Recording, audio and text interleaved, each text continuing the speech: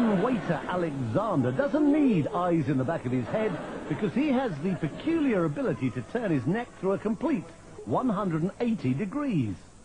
Normally the muscles and the vertebrae in the neck prevent that happening, but because of a peculiarity in his spine, Alexander has confounded orthopedic specialists for years.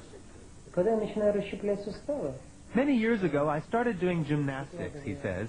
That's when I noticed that my vertebrae seem to be very flexible and that I can turn my head farther than normal.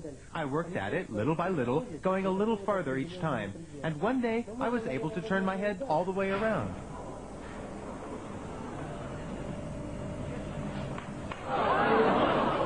Despite the somewhat unsettling crunching of bones, Alexander claims to feel no pain, which is more than can be said for the people sitting behind him on a bus.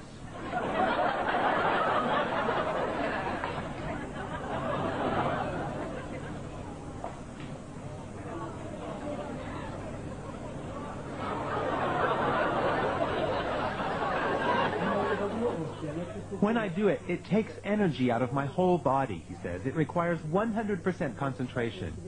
This may sound silly, I know, but in that moment, I don't feel like myself. It's as if I were another person whose body is filled with some kind of energy.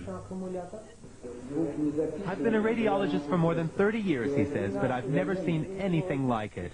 Alexander is extremely flexible, no doubt about it.